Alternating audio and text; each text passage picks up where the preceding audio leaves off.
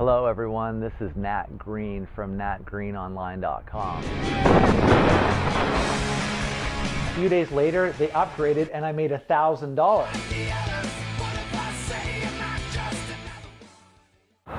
Hey guys, Nat Green here, and I wanted to share a really cool exercise with you.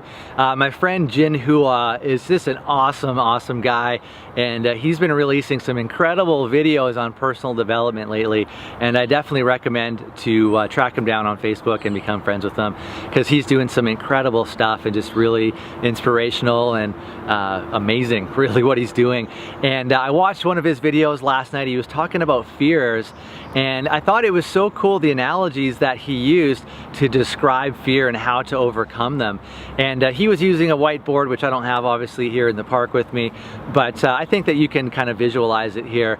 And basically he was talking about fear as far as identifying the different things in life that are holding you back as far as fears, and you know, basically I guess grading them. And he said really the best way to know how to grade each one is just, you know, think about you doing those things and how does it make you feel. And you know, for an example, he was talking about he used to be really afraid on going on amusement park rides, and so you know, when he was thinking about it, it's like, okay, if he were to buy his tickets, you know, that's a little bit of anticipation that, of course, of what's coming next, and oh, that was a little scary or whatever.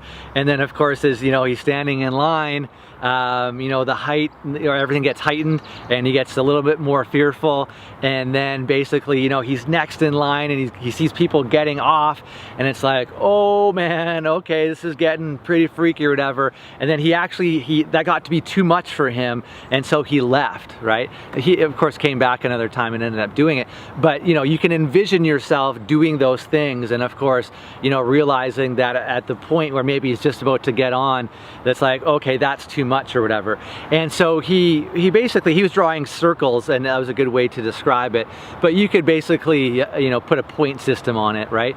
And so if you were basically, let's say that your comfort level as far as whatever that thing was, right? If your comfort level was like a 4 on a scale of 1 to 10, and you were looking to do something that might be like a 5 or 6, that's probably pretty doable. You know, you could stretch a little bit outside your comfort zone and probably tackle that fear, right?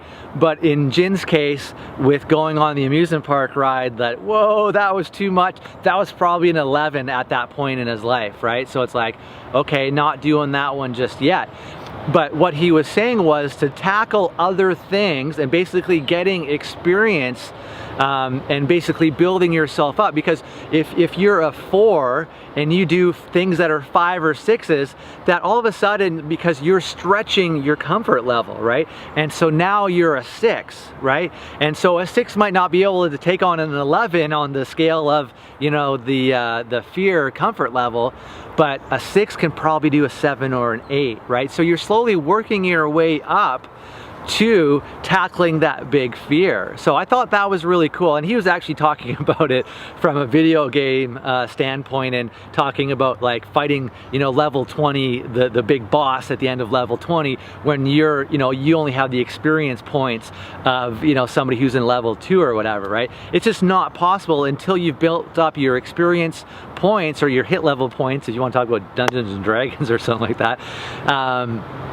That, you know, that you're not going to be able to tackle that big thing just yet, and that's okay. You know, I think the big thing is identifying what it is that's holding you back, and then work your way up to it. You know, you don't necessarily have to run head on and try to meet that thing.